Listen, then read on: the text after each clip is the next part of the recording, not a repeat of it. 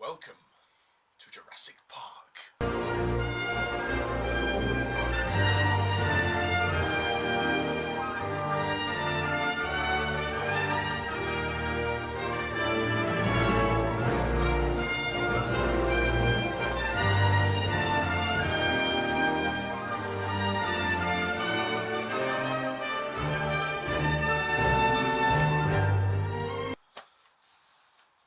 Hello everyone and welcome to my first of 4 reviews of the fantastical thrill ride of a film series that is Jurassic Park.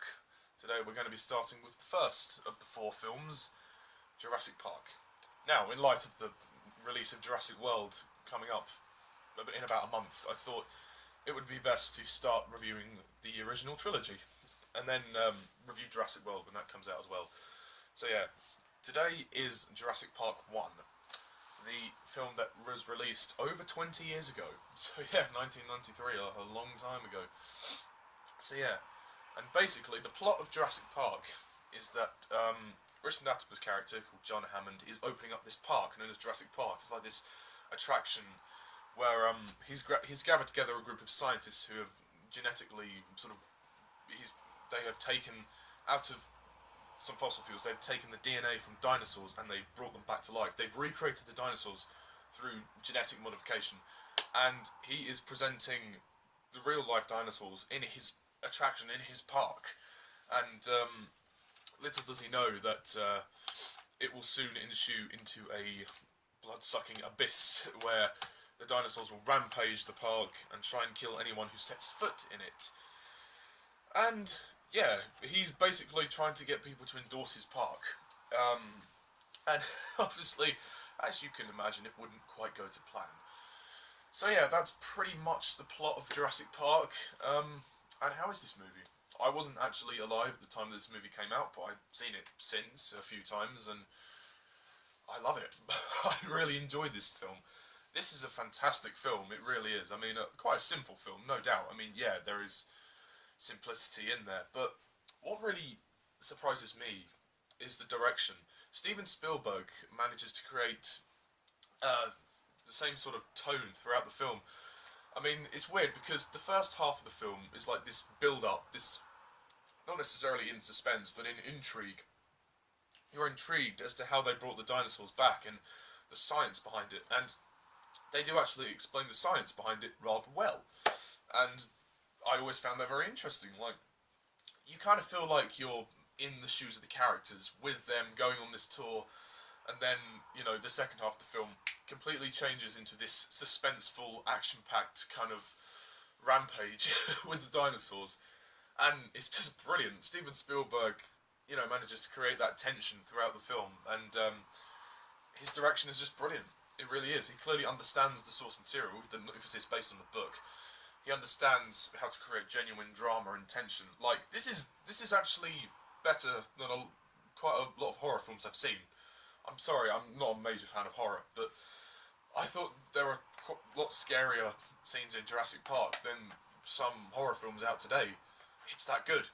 I mean, it is pretty timeless. I mean, okay, yeah, despite the fact that the CGI might look a little bit dated, it still remains timeless because it was Jurassic Park was really the first film that really, you know, spoke to people and saying that, hey, we've got a new way of making things real. We can use CGI. Obviously, certain shots aren't CGI. There are some shots which are like animatronics, which I'm happy about because it's not all fake. But, you know, it's nice to know that there is both elements of realism, and they actually surprisingly blend rather well, the animatronic elements and the CGI elements. And, yeah, as for the human characters, now, the human characters, obviously you have quite a big cast in this film. I mean, there's, you know, you've got Sam Neill, Laura Dern, Richard Attenborough's in this film as well. David Attenborough's brother. Wow, that's pretty amazing. And obviously they'll dedicate the fourth film to him. Jeff Goldblum as well, he's in the movie.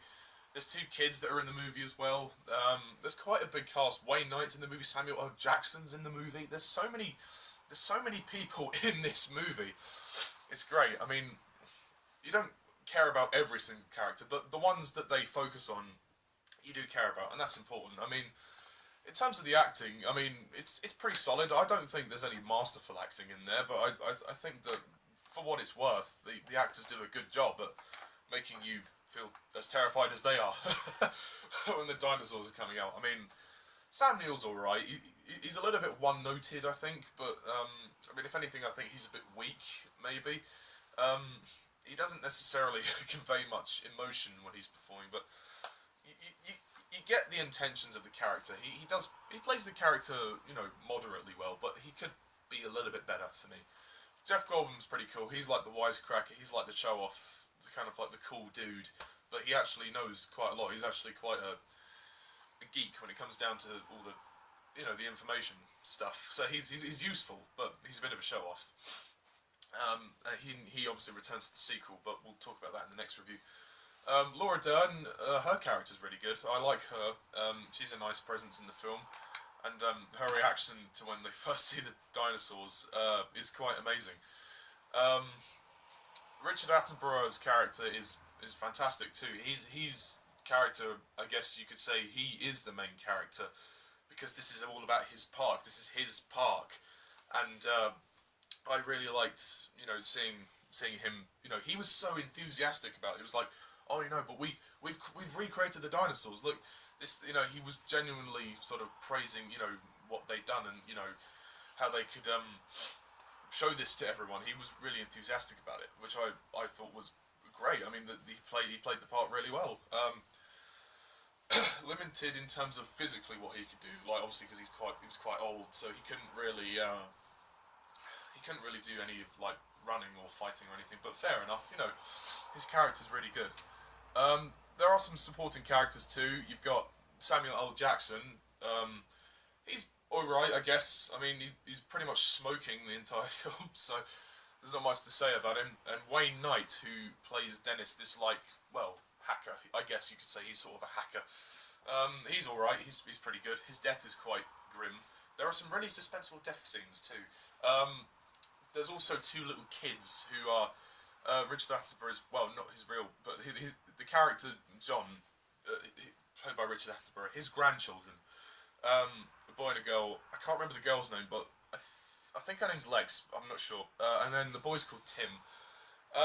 To me, if there is a weak element to the film, it's probably them. I mean, I don't really think that they're completely necessary in all of this, but it's not a major complaint. I just felt that they weren't necessary. They didn't really do anything to motivate the plot for me. They just kind of felt like, oh, they're there just so that the younger audiences can have somebody to relate to, which I guess is fair enough. I'm not disputing it. I just thought I could have made them a bit more relevant to the plot, but and the screaming. Please cut down on the screaming. Why did she have to scream? Anyway. This movie also has a fantastic soundtrack. I mean, John Williams. If you know John Williams, you know he's done Jurassic Park, and the music is just sensational. I mean, if they don't use it for Jurassic World, I'm going to be deeply depressed and annoyed. But, yeah, this music is absolutely fantastic. Just that brilliant theme as they enter the park. The dun dun dun da da da da da da da. Simply beautiful and brilliant. It just captures so much.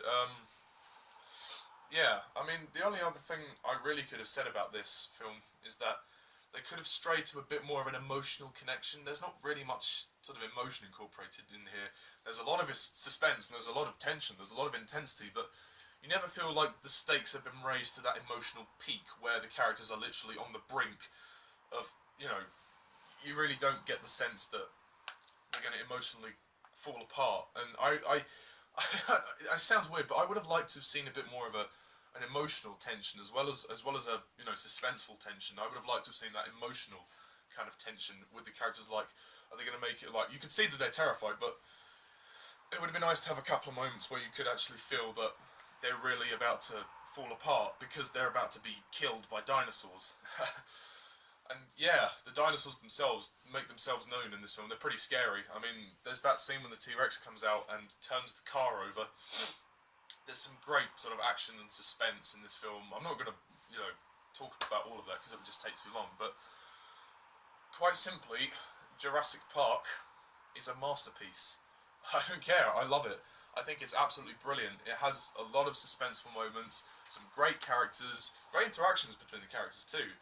Um, a really interesting story, especially the science behind it. It's 2 hours long, which is perfect. Great sets and production design too. Like, it's all very real. The CGI when it's there is pretty good. I mean, for its time, obviously now it's a bit dated, but for its time, it's pretty amazing. So yeah, yeah, and only a few criticisms, like the kids weren't really all that necessary, and maybe we could have stretched a bit more of an emotional peak, and maybe Sam Neill could have delved a bit more into his character, but nonetheless, um, it's awesome. It's a really really good film, and Spielberg's direction is just perfect. It is absolutely perfect, and the music is again perfect. So, yep, it's happening. I'm going to rate Jurassic Park a 10 out of 10.